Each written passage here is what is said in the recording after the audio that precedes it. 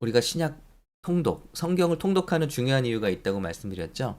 전체로 어떤 어려운 책이든 영화든 오히려 한 번을 이해를 하든 못하든 쭉 보고 나면 다음번에 읽을 때는 아이디어가 생기죠. 마찬가지로 성경도 어려운 책입니다, 사실은. 그런데 이 책을 우리가 전체적인 맥락을 가지고 파노라마 보기를 한번 보고 난 다음에는 다음에 하나하나씩을 살펴보면 더 이해가 잘 되는 거죠. 하나님의 빅픽처를 보고 난 다음에 나무로 들어가는 거죠. 자, 그래서 오늘은 신약 성경이 어떻게 구성되어 있는지 한번 살펴본 후에 기도하도록 하겠습니다. 자, 오늘 말씀을 보시면요. 이 화면을 보시면 신약 성경은 이렇게 크게 구성이 되어 있습니다. 먼저 역사서, 그리고 서신서, 그리고 계시서로 이렇게 구분할 수 있습니다. 구약은 어떻게 구분됐죠? 역사서 있고 또 거기도 역사서 다음에 지혜서가 나오죠. 그리고 계시서, 그러니까 선지서들이 쭉 나오면서 이렇게 성경이 끝납니다. 그 역사서, 신약에도 역사가 있어요. 예수님의 역사가 있겠고 또 교회의 역사, 사도들의 행적이 있겠죠. 그래서 예수님의 역사를 다룬, 예수님을 관찰하고 다룬 역사서가 바로 우리가 말하는 사복음서입니다. 사복음서, 마태, 마가, 누가, 요한. 그리고 사도들의 행적을 다룬 역사서가 사도행전. 그래서 예수님의 역사를 다룬 이 사복음서를 복음서라고 우리가 말하지만 크게는 역사서 속에 들어갈 수 있겠습니다. 자, 그러고요. 어, 이제 이 사도들의 행적을 이렇게 기록한 다음에 그 행적의 가장 중요한 행적이 누가 중심에 있죠? 사도 바울이죠. 사도 바울의 서신, 사도 바울의 편지를 이렇게 쭉 묶어놨습니다. 성경을 보면요. 그런데 이게 헷갈리는 이유는 편지를 쓴 순서대로 묶어놓지 않았어요. 구약의 선지서들을 분류한 것 같이 분량으로 묶어놨어요. 그래서 분량이 많은 편지들이 앞쪽으로 와 있습니다. 대표적인 게 우리 성경 중에 성경이라고 칭송을 받는 로마서, 고린도서, 갈라디아서, 에베소서. 그래서 어떤 시대적으로 묶어놨으면 우리가 편할 텐데 분량으로 묶어놨어요. 그래서 우리가 이것을 어떤 순서로 사도 바울이 편지를 썼는가 하는 것을 우리가 다시 살펴볼 예정입니다. 그 순서대로 헤쳐모여 할 예정입니다. 자, 그리고 이제 사도 바울이 이렇게 많은 그 신약을 썼네요. 그리고 우리 히브리서, 이제 사도 바울이 쓰지 않은 다른 사도들이 쓴 편지들을 모아놨어요. 히브리서는 작자 미상으로 알려져 있죠. 그러나 역시 사도 바울이라고 보는 견해가 큽니다. 야고보. 이 야고보는 예수님의 제자 야고보가 아니라 동생입니다. 예수님의 동생 야고보. 그리고 또 다른 동생 있죠? 유다서. 유다서 이렇게 야고보, 유다서가 들어가 있고요. 또 베드로, 사도 베드로, 요한이 편지를 각각 남겼습니다. 자, 이래서 바울 편지 그리고 다른 일반 서신 이렇게 분류를 하고요. 이제 사실은 사도 요한이 편지를 썼죠, 역시. 그래서 이걸 요한계시록 소아시아의 7교회 보내는 말세에 관한 그런 계시를 담은 요한계시록을 보냈습니다. 그러니까 형식으로 보면은 서신이죠. 근데 이 서신이 왜 일반 서신에 들어가지 않냐면 묵시 문학이에요. 그래서 문학적으로 보면 계시가 많이 들어있기 때문에 구약에서 계시서를 살펴보듯이 일반 서신을 읽듯이 읽으면 안 읽히는 거죠. 그래서 많은 상징들과 계시가 들어있기 때문에 계시서로 이렇게 따로 분류하기도 합니다. 물론 편지입니다. 그러나 문학적인 장르로 볼 때 계시 문학이죠.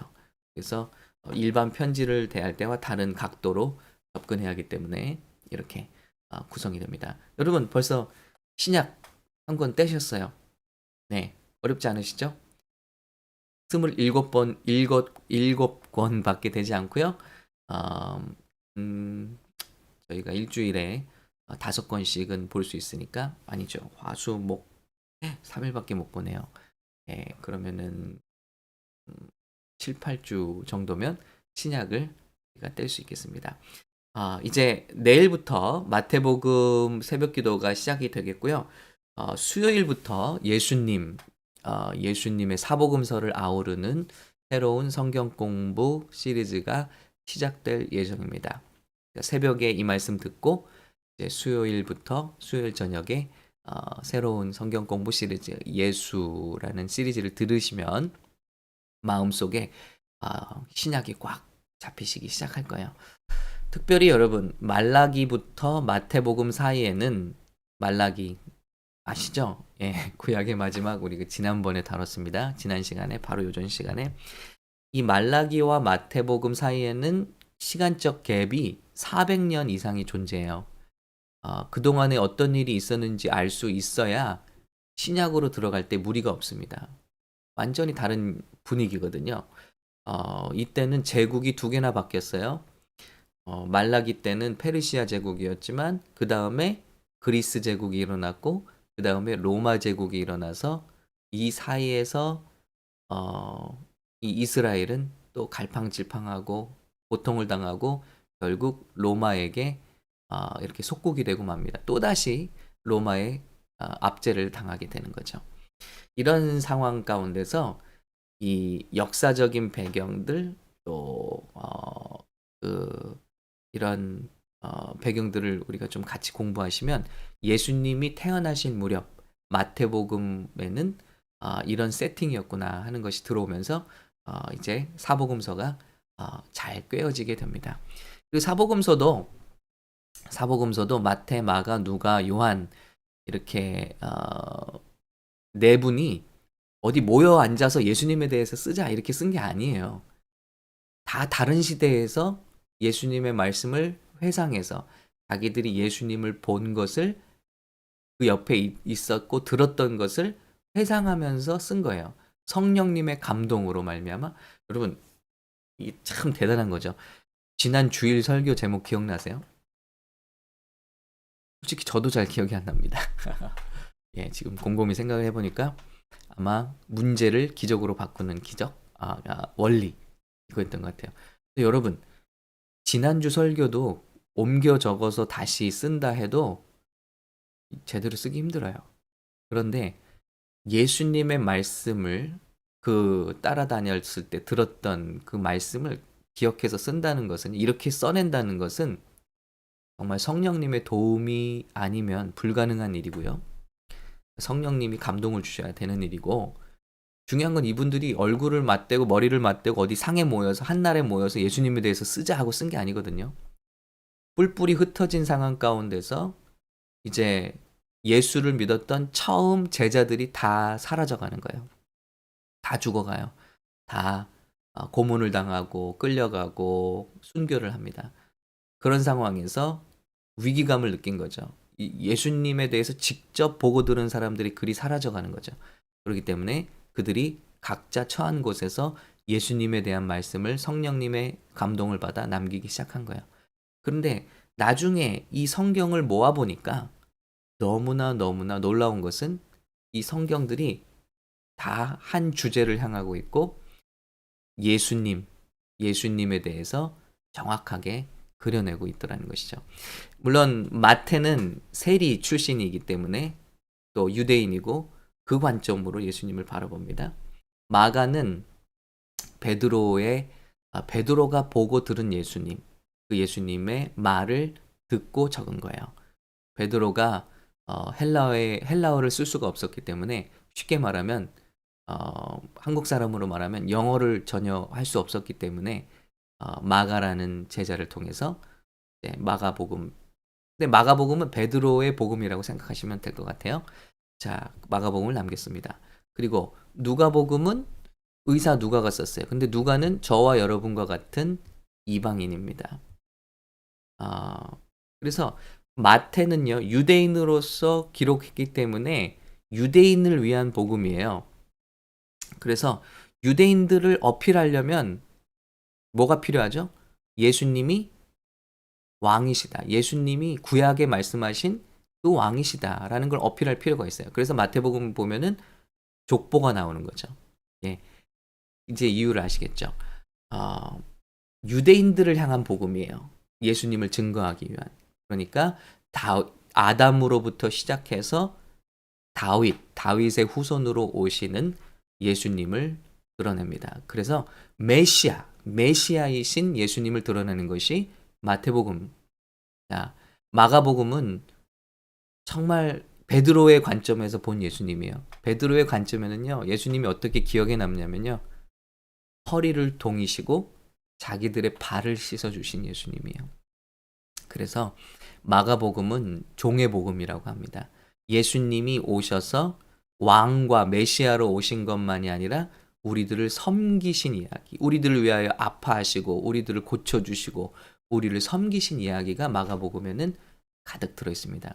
그리고 누가복음은 이방인 의사니까 이 사람은 굉장히 정확해요. 묘사가 정확합니다. 그리고 이 사람이 인용한 모든 지명, 인명 이런 것들이 굉장히 다 고증이 되었고 다 거의 완벽하게 일치가 된다는 거죠.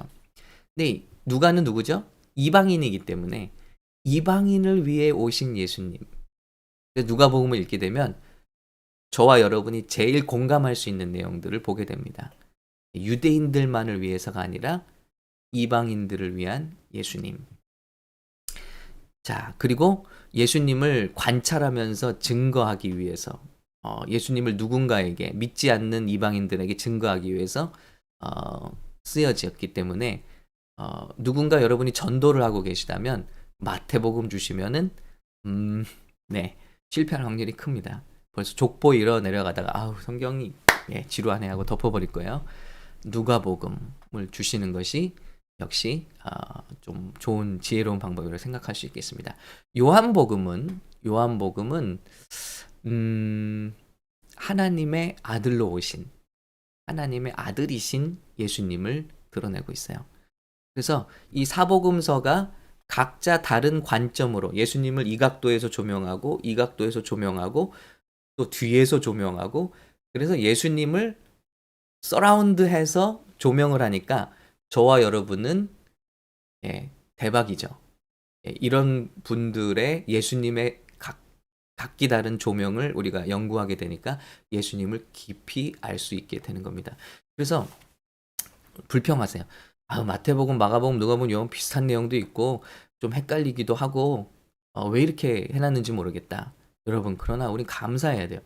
이 복음들로 말미암아 각기 다른 관점으로 말미암아 예수님에 대한 보다 입체적인 조명을 우리가 갖게 되었다는 거죠. 그래서 순서대로 이야기 순서대로 읽으신다면 마태복음 읽고 사도행전 읽고 마가복음 읽고 사도행전 읽고 누가복음 읽고 사도행전 읽고 요한복음 읽고 사도행전 이렇게 읽으면 헷갈리진 않죠. 그러나 예수님에 대한 전체적인 종합을 알려면 마태, 마가, 누가, 요한 세 가지를 종합한 다음에 사도행전으로 넘어가는 것이 옳겠습니다. 그리고 사도행전의 중심 사도 바울의 행적이 많이 나오죠. 1차, 2차, 3차 전도여행 그 서신들 읽고 나면 이제 몇 안 되는 다른 제자들의 서신 읽고 나면 마지막 때에 대한 편지 요한계시록 그러면 신약은 오늘 마무리하게 되겠습니다. 그래서 앞으로 약 3, 4주 동안 신약 성경을 읽어 나갈 텐데요. 여러분에게 계시의 눈이 열리시고 전에 없이 성경이 재밌고 예수님의 말씀이 정말 마음속에 또 그려지시고 남게 되시는 귀한 축복이 임하시기를 간절히 축복합니다. 여러분 특별히 이번 수요일부터 유튜브를 통해서 저녁 시간 미서부 시간으로 저녁 8시부터 시작되는 새로운 성경 연구 시리즈 예수, 지저스 정작 우리가 교회를 오래 다녔지만 예수님에 대해서 잘 알지 못하는 경우가 많은 것 같아요. 예수님의 말씀도 잘 이해하지 못하는 것들이 많고 마태, 마가, 누가, 요한을 예수님의 시간 행적으로 쫙 재배열해서 여러분과 함께 나누겠습니다. 이 예수, 지저스 시리즈를 마치게 되면 예수님을 더욱더 사랑하고 예수님을 만나고 예수님의 복음 이해하시는 시간이 될 줄로 믿습니다. 우리 온 교회에 그런 복된 시간이 되시기를 축복합니다. 그리고 내일부터는 새벽 기도를 마태복음부터 시작해서 한 권씩 한 권씩 읽어 나가도록 하겠습니다. 함께 해주시고요. 여러분, 오늘도 함께 해주신 여러분 감사하고